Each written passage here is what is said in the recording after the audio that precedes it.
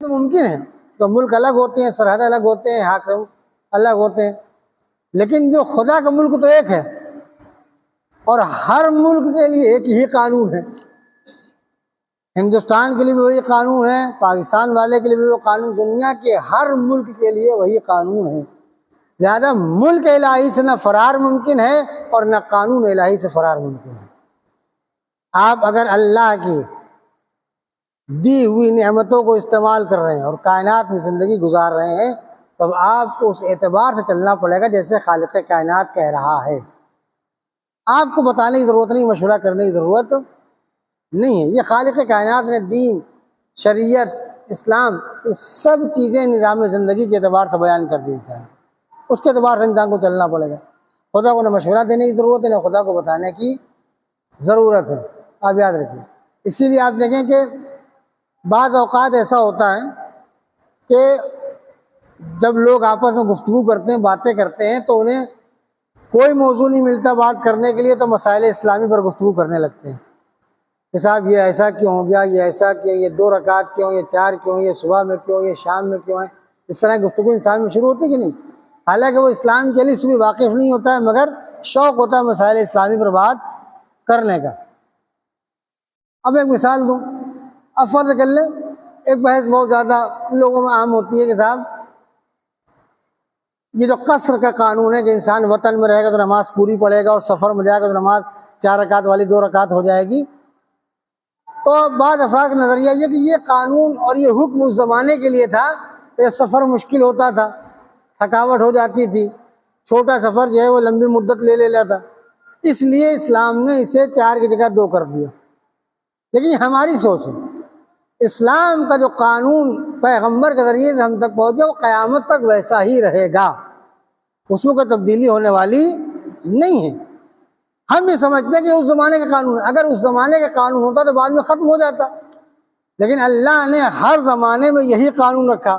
آپ چاہے 10 منٹ میں پہنچ جائیے، چاہے آدھے گھنٹے میں پہنچ جائیے، چاہے 1 گھنٹے میں پہنچ جائیے، تھکاوٹ ہو یا نہ ہو، حکم یہ ہے کہ اگر آپ 44 کلومیٹر پار کر لیا تو آپ پوری نماز نہیں پڑھ سکتے، آپ کو 4 رکعت والی 2 رکعت کر کے پڑھنا پڑے گی۔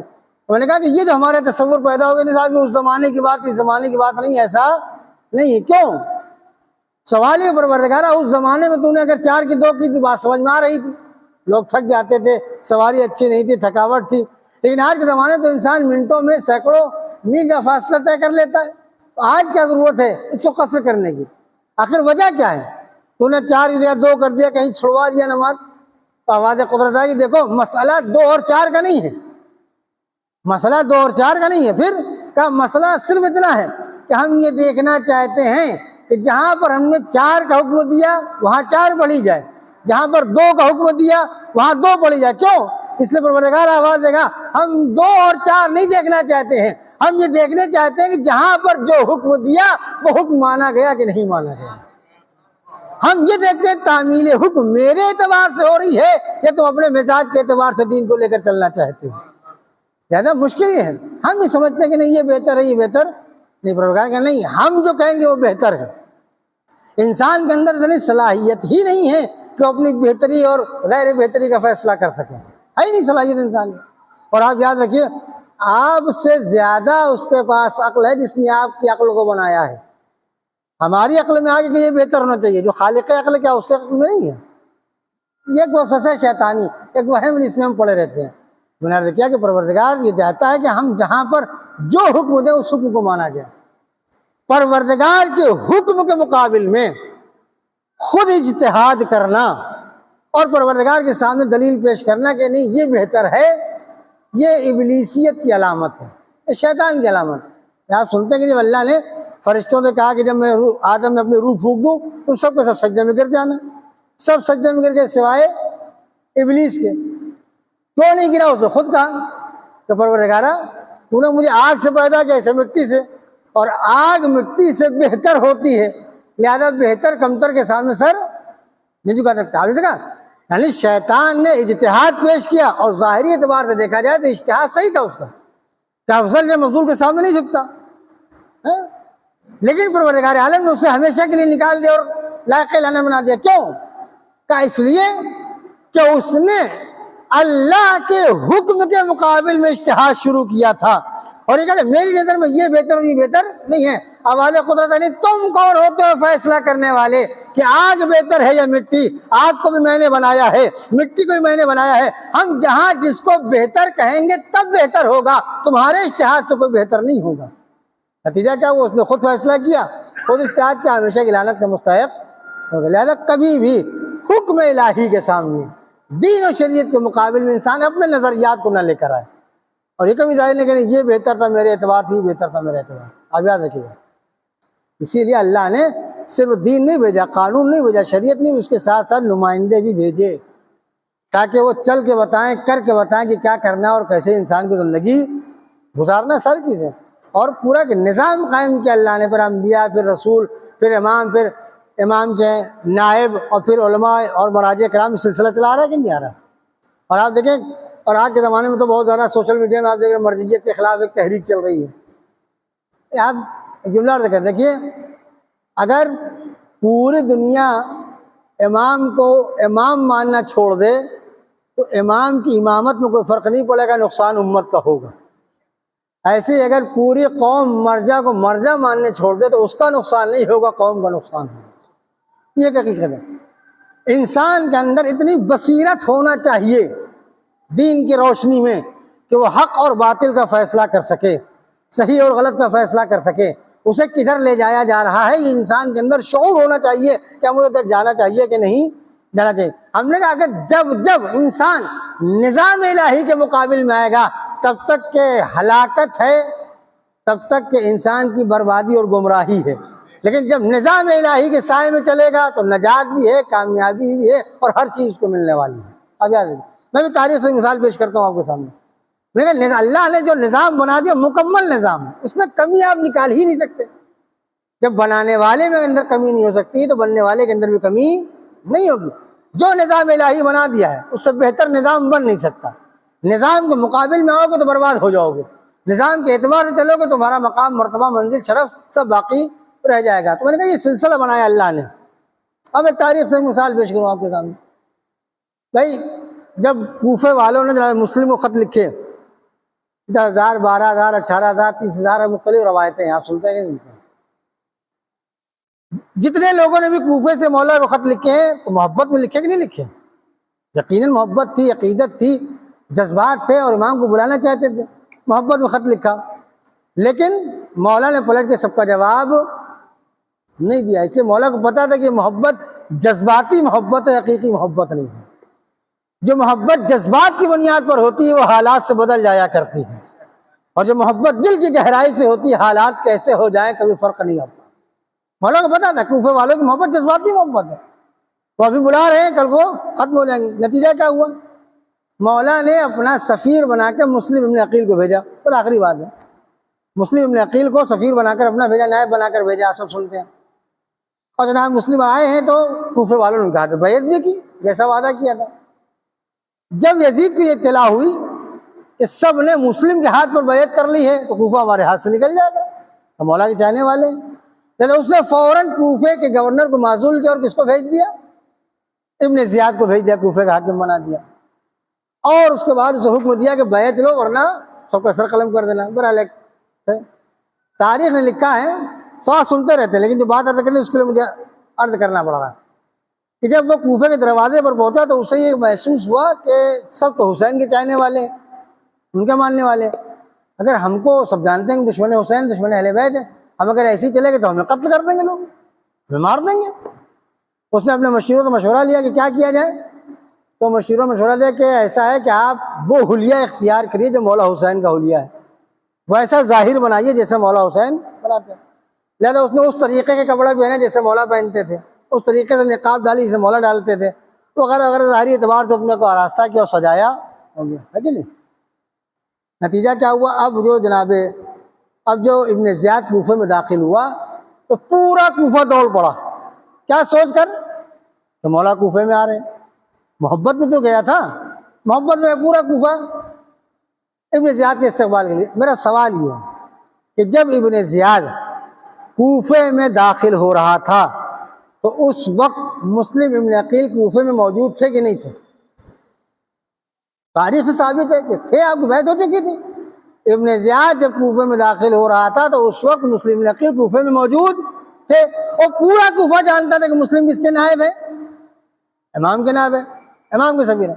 تو ہونا تو یہ چاہیے تھا کہ سب سے پہلے مسلم ابن عقیل مولا کے استقبال کے لیے جاتے، لیکن وہاں مسلم گئے نہیں گئے، انہیں پتا تھا ان کو۔ اچھا، امت، قوم، کوفے والے جو ابن زیاد کو مولا سمجھ کے استقبال کے لیے جا رہے تھے، تو کرنا تو یہ چاہیے تھا کہ سارے کوفے والے مسلم کے پاس آتے، کہتے مسلم مولا آ گئے، چلیے ہمارے ساتھ ان کے استقبال کے لیے۔ لیکن تاریخ نے کہہ لیا کوئی بھی کوفے والا مسلم کے پاس نہیں آیا، اور نہ مسلم خود گئے۔ نتیجہ کیا؟ لوگوں نے نہ مسلم کو بتایا، نہ مسلم سے اجازت لی، نہ مسلم سے مشورہ لیا، اور بغیر مسلم کی اجازت کے اور بغیر مسلم سے پوچھے ہوئے وہ سب کے سب ابن زیاد کے استقبال میں دوڑ پڑے۔ نتیجہ کیا ہوا؟ ابن زیاد نے سب کو پہچان لیا، سب کو بعد میں قتل کر دیا۔ تاریخ ہے کہ نہیں ہے؟ اب ایک جملہ عرض کرنا چاہتا ہوں، میں نے عرض کیا کہ کوفے والے مولا کی محبت میں صحیح، مگر ابن زیاد کے استقبال میں دوڑ پڑے، دھوکہ کھائے، دھوکے میں ان کو ہلاکت ملی۔ دھوکہ کیوں کھائے؟ اس لیے کہ انہوں نے امام کے بنائے ہوئے نائب کے مقابل میں اجتہاد شروع کر دیا، امام کے بنائے ہوئے سفیر کے مقابل میں اپنا نظریہ قائم کر دیا۔ تاریخ نے کہا سنو، جب جب نائب کے مقابل میں اپنا اجتہاد ہوگا تو نتیجے میں ہلاکت ملے گی، نجات ملنے والی نہیں ہے، لیکن جب جب نائب کے زیر سایہ کوئی مشن آگے چلے گا تو وہاں کامیابی بھی ملے گی اور کامرانی بھی ملے گی۔ یہ نظام قائم کر دیا امام حسین علیہ السلام نے۔ یہ نظام ہے، نیابت قائم کر کے ہمیشہ کے لیے سیرت چھوڑ دی، اور یہ تاریخ اور یہ واقعہ اس بات کی دلیل بھی ہے کہ اگر آپ نائب کو چھوڑ کر خود آگے بڑھنا چاہیں گے تو کچھ ملنے والا نہیں، لیکن اگر اس کے حکم کے اعتبار سے، اس کے مشورے کے اعتبار سے چلیں گے تو یقیناً ہر منزل میں کامیابی ملے گی۔ یہ چند جملے مصائب کی، اسی لیے آپ دیکھیے، میں نے کہا کہ کربلا میں اگر آپ دیکھیں اصحاب کا مزاج کیا، جتنے بھی اصحاب کربلا میں ہیں وہاں امام کو کوئی سمجھا نہیں رہا کہ کیا کرنا چاہیے کیا نہیں کرنا چاہیے، تیر پہلے چلائیں کہ تلوار پہلے جائے کہ فلاں پہلے جائے کہ فلاں نہیں، سارے اصحاب انتظار میں ہے کہ مولا کیا کہتے ہیں، حکم امام کیا ہے۔ ہم نے جب امام کو امام مان لیا تو امام کو مشورہ دینا کیسا؟ یہ تو ملتا ہے تاریخ میں کہ ہر صحابی نے یہ کہا مولا پہلے مجھے مرنے کی اجازت دیجیے، مولا پہلے مجھے مرنے کی اجازت دیجیے، مگر نہ کسی نے موت سے فرار اختیار کیا اور نہ امام پر یہ الزام لگایا کہ آپ کی وجہ سے ہم اس مصیبت میں پھنسے۔ اس سے جملے مصائب کی، اسے تاریخ کہتی ہے کہ جو امام نے فخر کیا اپنے اصحاب کے اوپر، حقیقت مبنی کا کہ ان کے اصحاب کا کوئی مقابلہ ممکن نہیں ہے۔ بس چند جملے مصائب کی، اسی لیے آپ دیکھیں کہ وہ افراد جو امام کے ساتھ مدینے سے آئے تھے ان کے اندر بھی وہی جذبہ تھا، وہ افراد جو مکے سے امام کے ساتھ ہوئے ان کے ساتھ وہی جذبہ تھا، وہ افراد جو راستے میں امام کے ساتھ ہوئے ان کے ساتھ وہی جذبہ تھا، حتیٰ کہ صبح عاشور ہوتے ہوتے جو حور حسین کے قدموں میں آئے ہیں ان کے اندر وہی جذبہ تھا۔ جذبات کی قدر ہوتی ہے، نیت کی قدر ہوتی ہے کہ آپ کی جذبے کے تحت آئے، کس نیت کے تحت آئے۔ اس لیے افراد مختلف تھے، کوئی مدینے سے تھا، کوئی مکے سے تھا، کوئی کوفے سے تھا، کوئی کہیں سے تھا، افراد مختلف تھے، مگر جذبات سب کا ایک تھا، ارادہ سب کا ایک تھا، نیت سب کی ایک تھی۔ اسے جب معصوم زیارت پڑھتے ہیں تو سب کو ایک منزل میں شمار کرتے ہیں، السلام علیکم یا انصار دین اللہ، السلام علیکم یا انصار رسول، سب کو ایک منزل میں کھڑا کرتے ہیں۔ بس دو جملے مسائل کو سلسلہ ختم کر دیتے ہیں۔ تاریخ نے لکھا کہ سب سے آخری شخص ظاہری اعتبار سے، حالانکہ بعض روایت ملتا ہے کہ حلم الناصر کی صدا بلند کرنے کے بعد ایک دو لوگ آئے تھے، لیکن جو مشہور روایت ہے اس کے اعتبار سے آخری شخص جو حسین کے لشکر میں آیا صبح عاشور جناب حور علیہ السلام۔ حور کیوں آئے؟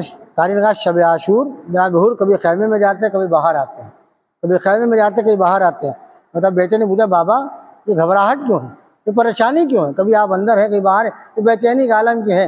حور نے بیٹے کا ہاتھ پکڑا، خیمہ حسینی کی طرف چند قدم چلے، کہا میرا لال کچھ آوازیں سنائی دے رہی ہیں؟ کہا ہاں بابا العطش العطش کی آوازیں آ رہی ہیں، ہائے پیاس کی آوازیں آ رہی ہیں۔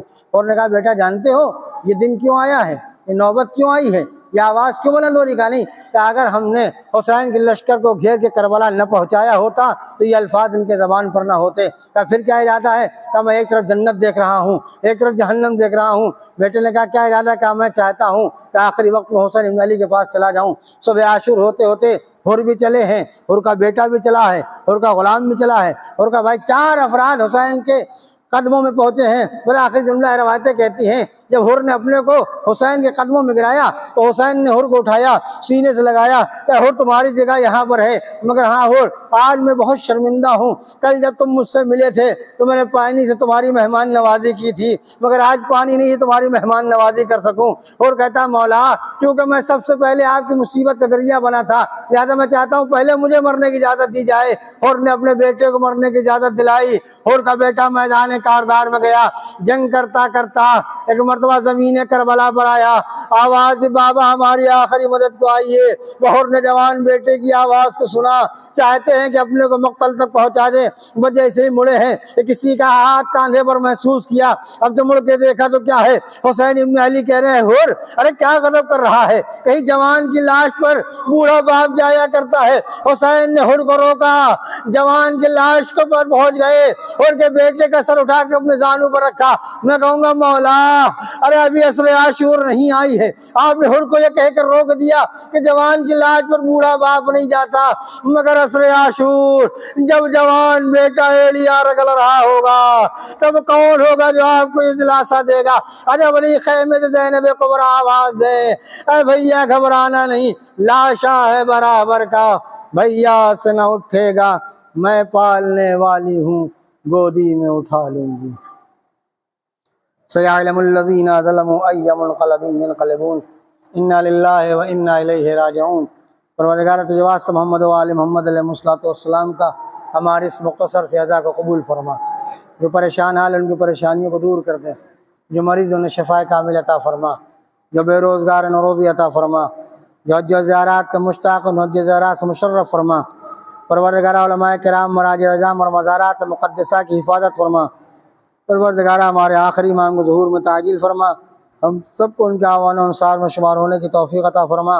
آپ حضرات گزارش ہے 1 مرتبہ سورہ حمد اور 3 مرتبہ سورہ توحید کی تلاوت فرما کر سید علی عباس آبدی و سید حسن مجتبیٰ ولد سید سبط حسن آبدی اور جملہ مرحومین کی روح کو سال کریں۔